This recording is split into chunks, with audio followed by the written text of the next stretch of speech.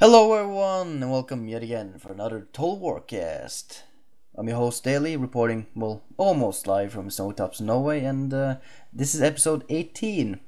And I have some special news. Well, if you haven't been living under a rock, of course, you know that Rome 2 has been announced. Of course, everyone, vaguely familiar with the Total War series already knew about this, that we're gonna get Rome 2. Everyone was hoping for it, so of course we're gonna make it.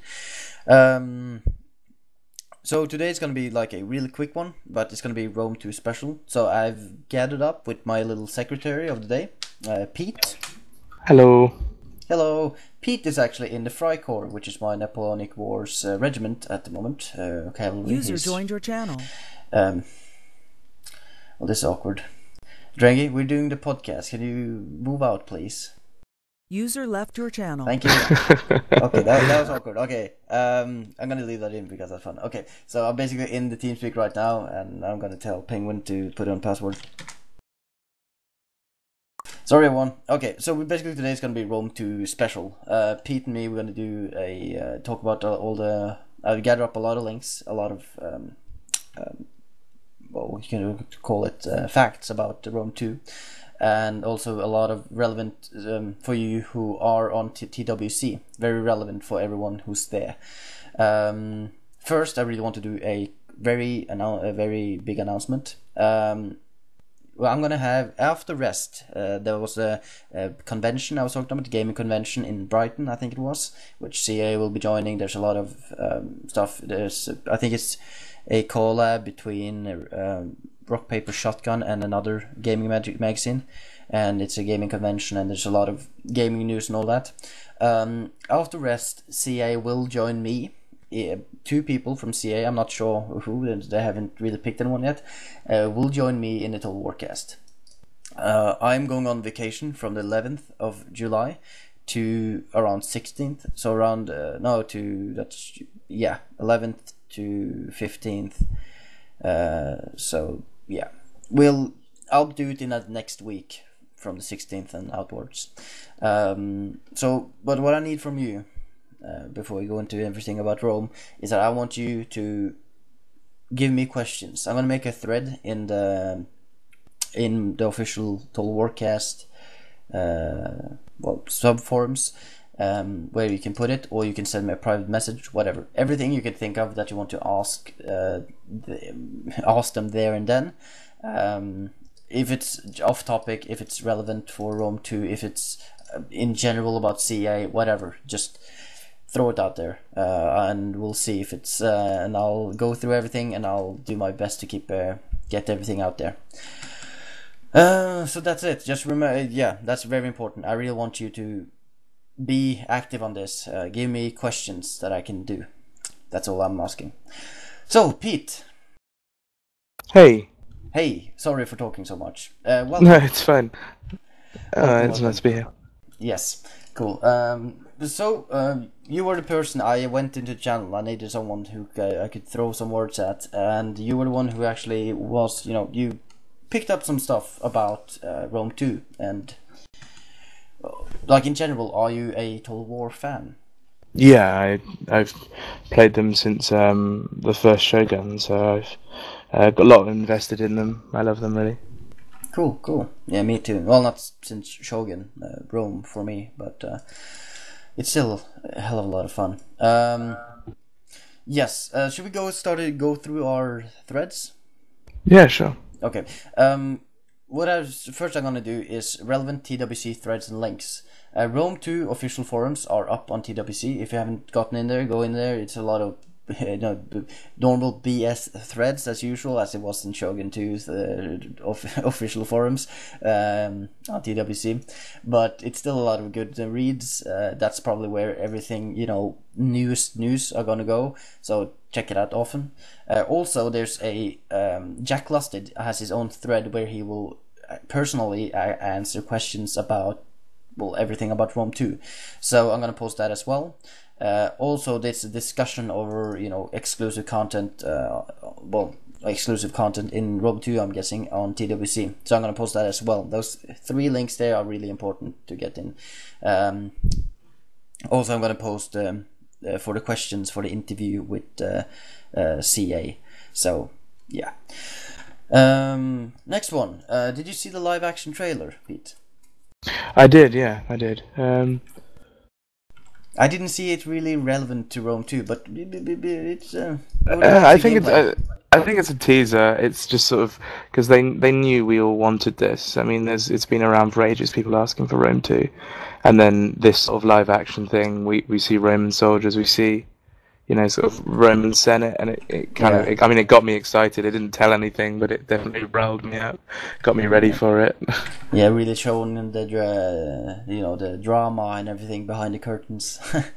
Yeah, I mean, live actions, they're not always like useful. In fact, most of the time they're not really useful. It's just kind of exciting, like putting yourself in the place of someone you can really see. It's sometimes better than gameplay. Teasing us. Yeah.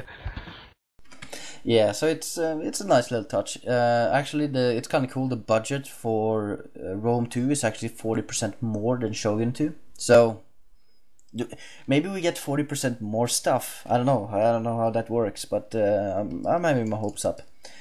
There's a link here from Business Wire. It's a how can I? Oh, never mind. Okay, that link doesn't work anymore. That's weird. I just had it up. Whatever. I'm gonna remove that. Never mind.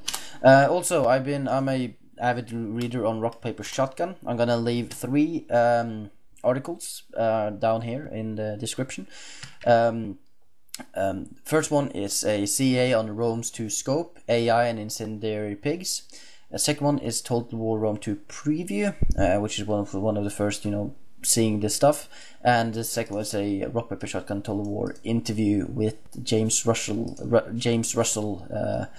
a lead developer. I'm presuming yes, that's it. So you get a lot of info on how the legions and stuff like that. So that's actually quite cool. How do you think about that? That you will actually your armies will actually have a little bit more of a personality in itself. I like it a lot because I mean I like to maybe not so much role play, but kind of put myself in the head of a commander, and like to add ideas to your own armies is really good. I mean, I've done it myself, and so if they add in the mechanic for it to happen to your armies in this game, it would be really great. Yeah. I actually had in Rome and all that. I had, of course, the legions, but I had my own kind of legions. First, second, third, and they were led by one of your favorite generals. And those where you had different tactics for every one of them, and because you had, they were in the south, somewhere in the north, somewhere in the west. Yeah, I thought I was the only one who did that. It's good to hear that someone else has done it. Yeah, but I really enjoy that. I really get when you get into some of the games like the War, you really get dragged into it so long. I did the same thing for my Shogun 2 armies as well. I had my, I had divided into the peasant army and into the professional army. And I treated, I played differently. Like the peasant army was brave. They always went in first. I don't know why. It was so silly, but I liked it a lot. So that's good. Hopefully, with the legions and all that, they will make a name for themselves. You really will feel connected to the. I'm not sure if they're gonna have like custom names for them, but at least having a little bit more. I think maybe a change of uniforms even, and like the way they sort of fight for you. Like, and I think in one of the interviews we have linked, I think it might be the Jamie Fergusson one, the lead battle designer, who's saying that you'll see the differences between the units. So I mean, I think there's gonna be something visual. So say like a feather in the helmet or something like that.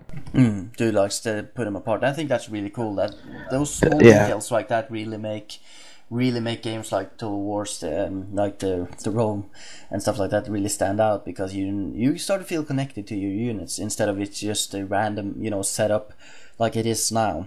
For example, it's really playing, for example, Third Age Total War. Of course, my Fountain Guard. I love my Fountain Guard, but still, it's you don't really feel connected to them. You don't really have a personality to them. They just, if they die, okay, fine, I'll make a new one, you know. But if you lose like your special legion, you know, which maybe have some influence from the south or whatever, you never get that back, and that's like, oh my god, how? Yeah, it's like a enhancement on, you know, when you have a really high ranked unit and you lose it, you're like, that really sucks because that's going to take ages, lots of experience.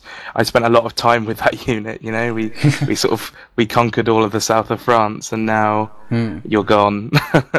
That would be awesome.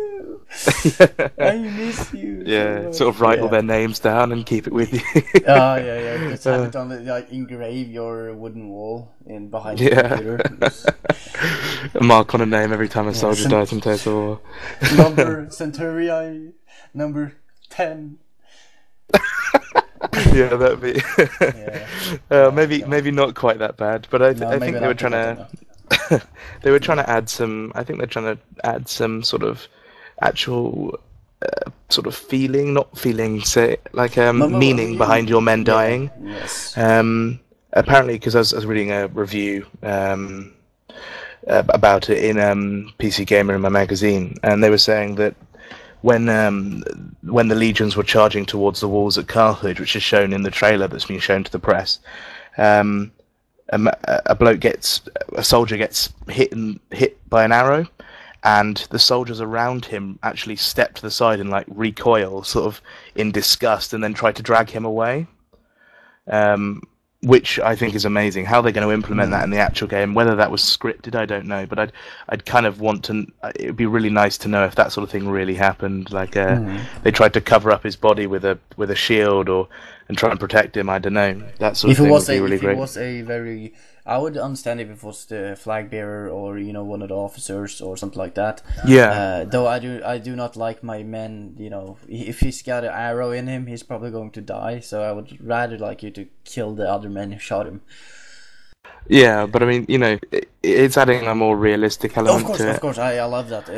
But overall feel, that's something I really dislike with a lot of the Total War games. You don't really have that, I don't know, battle feeling. There's not really, in a battle, there's a lot of stuff going on, you know. You have people, you know, trying to, you know, like shield teammates or stuff like that, and you have things going on, people lying, screaming on the ground, you know. That's something that really added with Shogun 2 was, you know, a little bit with the blood pack, and, you know, the bodies lying there. It just added a little bit more to the, you know, gritty feeling of war. So yeah, they sort of, and they were hoping to sort of improve the single combat between. And anyone who's played Shogun Total War 2 will know that they spent hours of their lives watching two samurai sort of fight for a good 5 minutes until one of them makes a mistake and gets the other one.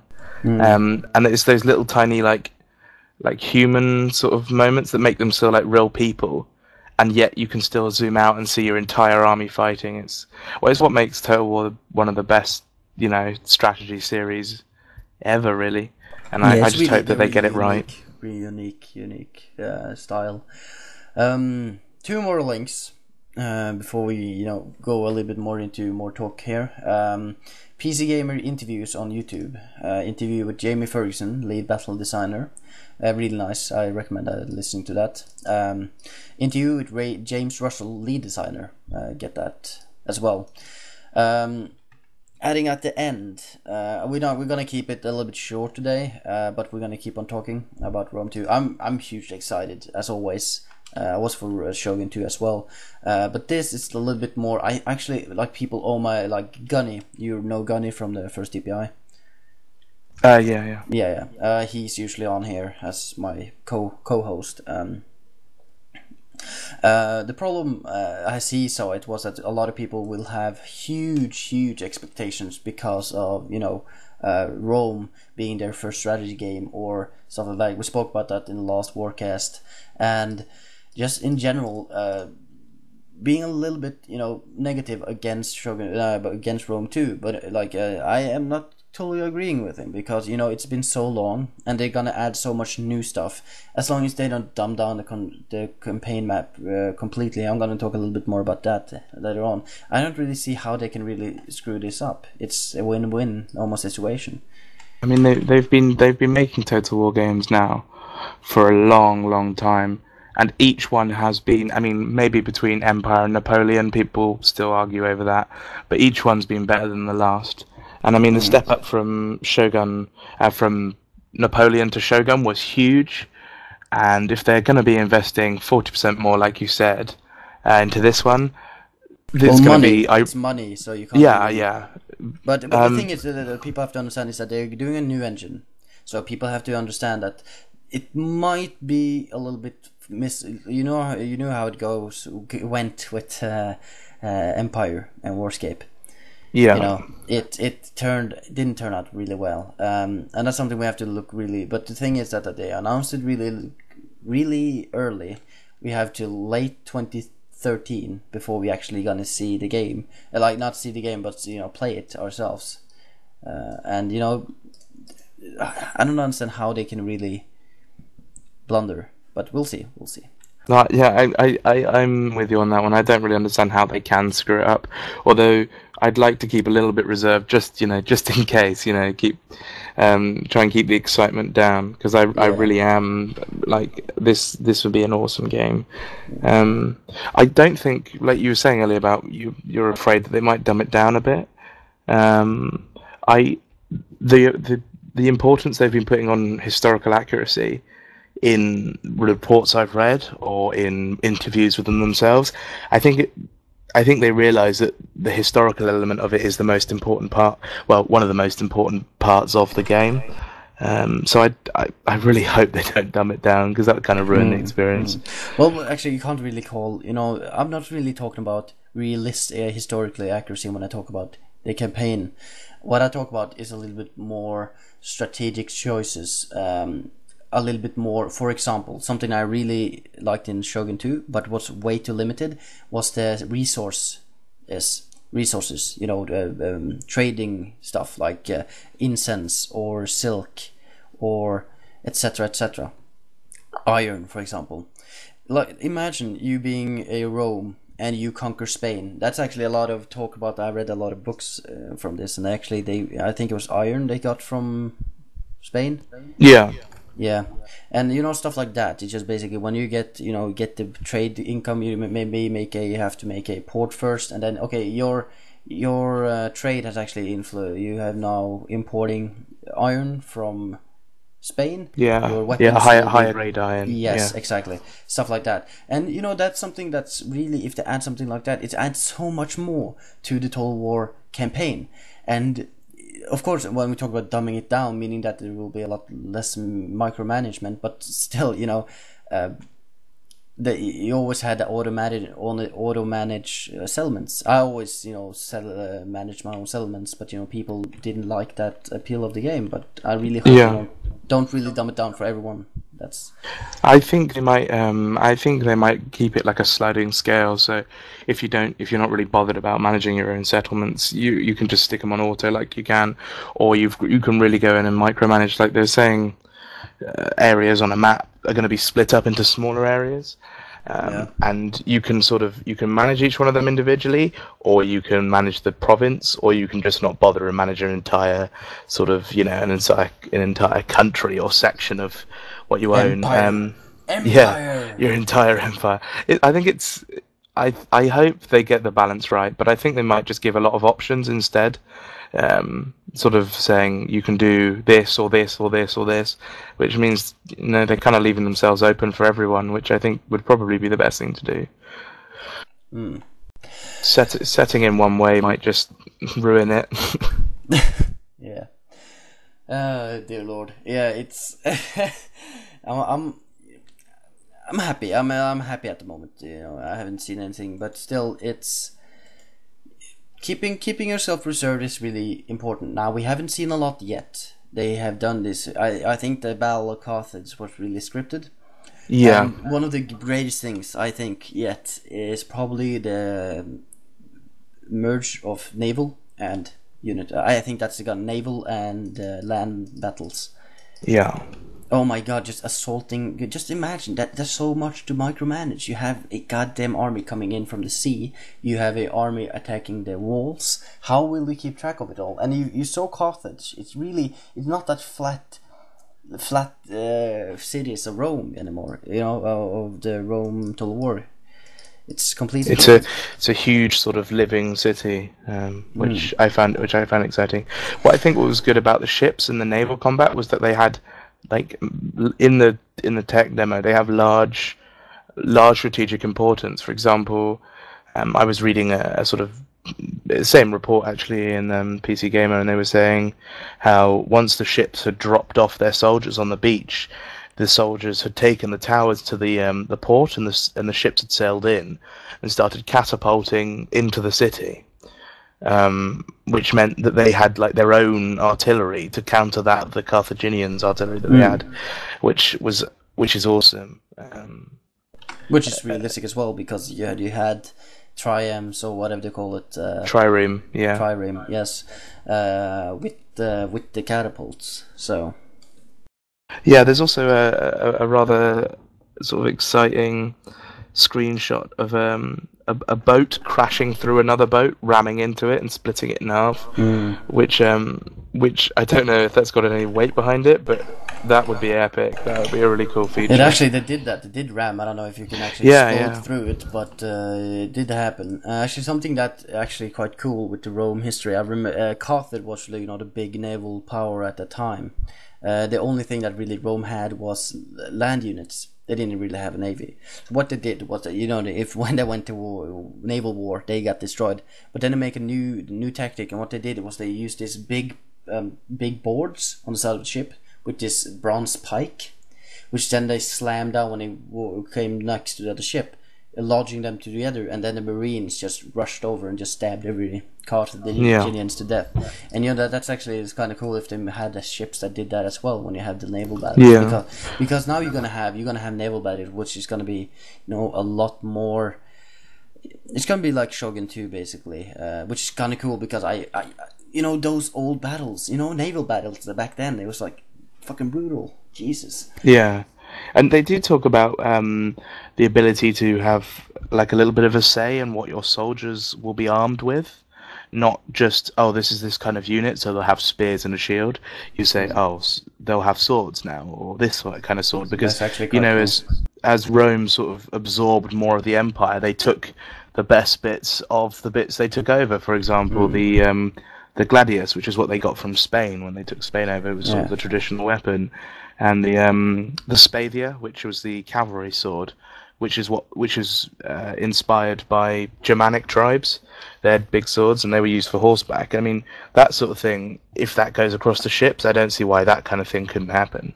But of course, now we're being very optimistic here. Oh yeah.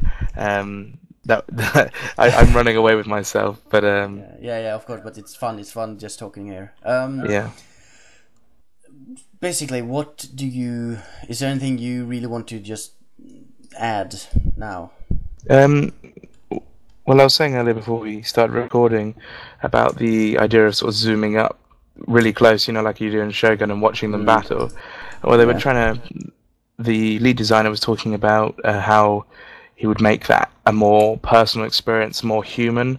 So it wouldn't just be people fighting and then the statistics said someone would have to die, so someone just died off the end. Like, if they tripped or something, they would die, or they made a mistake, or they would be attacked by the other soldier and die. That sort of thing really excites me, sort of adding the human element to the big battles, like zooming in and seeing. Instead of just a line of two men just hacking and slashing exactly. until the other one dies. Or yeah. And I mean, now with the new engine and with current technology, I think that sort of thing, would be entirely possible. But like I said, I hope they take, great care of this, but I hope they don't, this is really cool, it is, but I hope they don't really focus too much on the small stuff like that too much, because still, when you get really into the gist of it, you don't really get the time to actually look at all that. Yeah, sure. But if it's there and it's important, they were talking about the strategic view, like you get in Supreme Commander. I don't know if you've played that, where if you zoom out far enough, it's like a top-down version of the map with a little icon for each soldier unit. as like a strategic view, and they were talking about putting that into here. If you want an example of that, Supreme Commander, the first one, not the second one. I think the second one might do it, but the first one I know for sure shows something like that. I think that'd probably be a good idea to see. I mean, because obviously that game's been out for a couple of years now, so a lot of videos about that. If you wanted to get a good idea for what sort of thing they were trying to do. Yeah. No, we actually like just the battle map just zoomed out. Yeah. That'll be cool. Well, actually, I don't have anything more to add. I could be talking about this for the rest of the night, but I'm quite exhausted after work, so I don't know. Do you have anything more to add? No, I'm exactly the same. I'm tired after work, and to be honest, there's not been that much released yet. So no, I think it's really a lot. Goddamn, we got a lot out of it. We got the interviews and all that. I think it's a lot just in a couple of days. Yeah. I hope that more and more will expand, and it kind of makes the good things happen and the bad things go away. Yeah. Well, guys, actually, we could be talking all night, but I'm just going to close it off here. Just remember, as I said, very important that you give me the questions for the interview with CA in a couple of weeks. Very important, because we need to show that TWC is an active community, and we want this to be good. It's gonna be a lot more serious than the last one with Jack Lusted was on. It's episode, I can't remember. It's it's a link to it and somewhere. Just to look it up on the main thread of it on the Total Warcast. Also, Pete, thank you for joining me. It was a pleasure. Last minute, dude, but you saved my ass. It was really nice actually having someone to throw words at. It was enjoyable. Yeah, it was good fun. Yes. I'll invite you again sometime. Awesome. Yes. That was it for me. I was Daily, reporting almost live from Snowtops, Norway, and I'll see you. Well, maybe next. It's gonna be a little bit while now, because I'm going into vacation next week on Tuesday. I'm going on a music festival. User joined your channel. To get hammered, and people joining the channel again. Hendy, we're not done. Oh, sorry, I didn't realize. Yeah, go out. Bye, Hendy. User left your channel. Can't get the staff these days. You know the rudeness of people these days. Well, guys, that was me. This was the Total Warcast episode 18, I think. Yes, and thank you, Pete, for joining me. Good night and sleep tight.